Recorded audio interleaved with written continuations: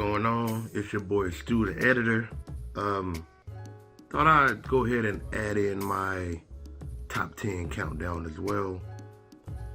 This is Candid at the movies. I'm gonna go ahead and start off with my number 10, Prey.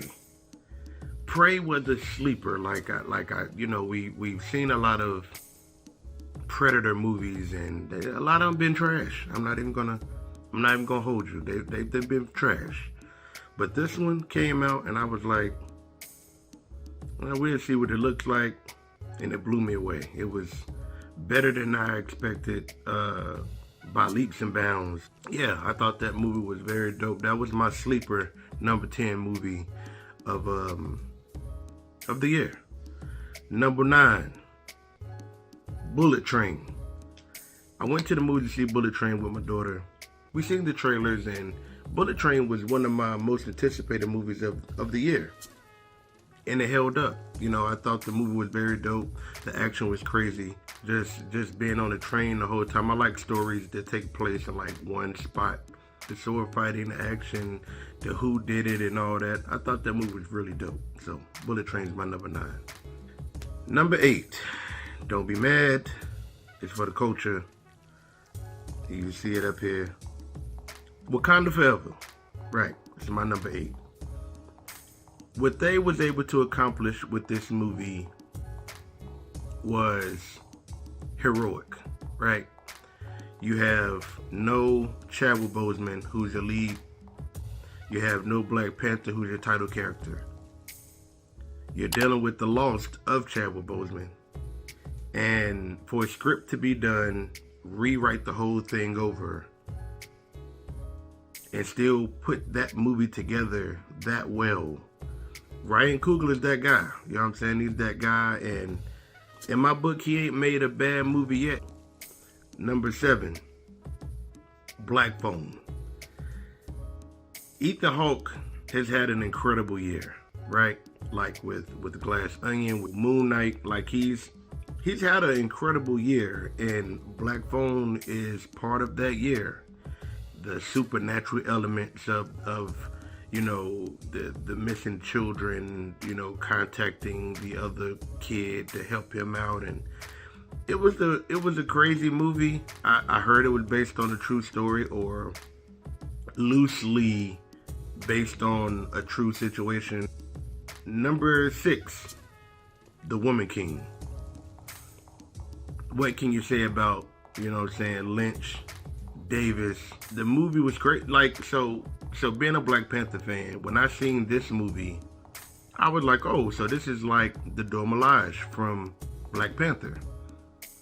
Then I realized that this was based on a real tribe in Africa who the women protected the king, which is exactly what they do in Black Panther. But in this movie was more visceral. It was more gritty. And they was some badasses. Like the women went hard in this movie. The women was respected in this movie. I know there was a controversy, like, oh, that, you know, the homie people wasn't really like that. I don't care. I go to the movies to escape. So, number 5, Top Gun Maverick. I went into that movie, well, when that movie was announced, I was one of the people like, I don't care.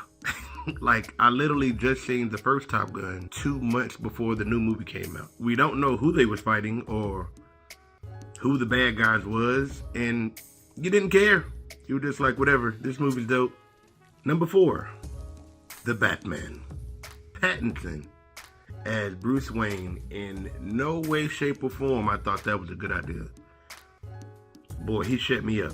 I went to go see that movie 3 times, and anyone who knows me, no, I'm not the biggest Batman fan. I'm not the biggest DC guy. The introduction to the Batmobile, that sound design in that movie, oh my God, I ain't even gonna cap. That movie was incredible. Number 3, Glass Onion. Now, Batista, Janelle Monáe, Han, Ed Norton, come on, man. The cast is incredible. And Ryan Johnson, do it again. You know, his first Knives Out movie was incredible with Chris Evans. This one, a little more fun. A little more fun. Daniel Craig back again as LeBlanc. Who did it?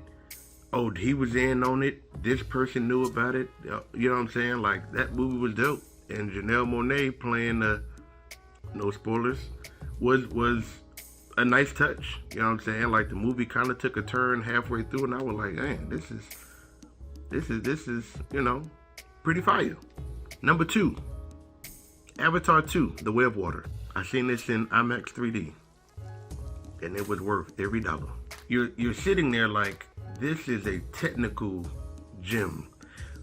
You don't doubt James Cameron. At one time, he had number 1 and number 2 highest grossing movies of all time, right? With Titanic and Avatar 1. And then for Avatar 2 to make 1.3 billion, that's what a B, not a M, a B, in 13 days. The guy should be able to make whatever he wants. Like, the guy prints money. Now, before I get to my number 1, I have some honorable mentions. And the reason I wanted to take the moment to say this, because Prey almost didn't make it. I wanted to throw a shocker number in there, but I was like, I did like Prey more than this movie. But boy, they was neck and neck. Honorable mentions are Nope, The Northman, Sonic 2, and Honk for Jesus. Now, I know what y'all gonna say. Honk for Jesus was terrible. It wasn't terrible if you're an Office fan, because it was shot just like The Office, and it's hilarious just like The Office, but that's just my opinion. Movies are subjective. And Honk for Jesus was hilarious to me. I don't care what nobody else say. That was my honorable mentions. On to number 1.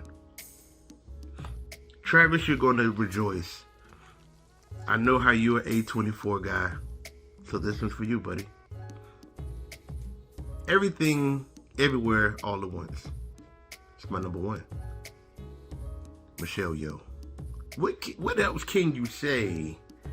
This is the multiverse movie of the year. Sorry, Doctor Strange fans. I'm just keeping it real. Everything, Everywhere, All at Once. I'm just gonna say EEAO. You know what I'm saying? It's a lot to say. I can't remember when the movie came out. It came out so long ago, but it never dropped from my favorite movie of the year. It was number 1 from the moment it came out to the end of the year. The Hot Dog Finger People. Any movie that gets you emotional about 2 rocks sitting on a cliff. 2 rocks had you emotional. It's so bonkers. It's hard to explain what you watched. And I've watched it 3 times. And I pick something up different every single time I watch that movie. The movie is, if you haven't seen the movie, what you waiting for? People been talking about the movie all year. And if you still ain't watched it, what you doing? What you waiting for? Go see it. Go see it. But yeah, that's my my top 10. You know, I told Trav, I got you. And here it is. But you've been watching Candid at the movies. It's your boy Stu. Hit those, but y'all know the buttons. Like, subscribe, comment, you know. Y'all know what to do. Yeah, we on YouTube every day. Y'all know what to do. Just do it. Like Nike. Just do it. But I've been your boy Stu, man. I'm out of here. Peace.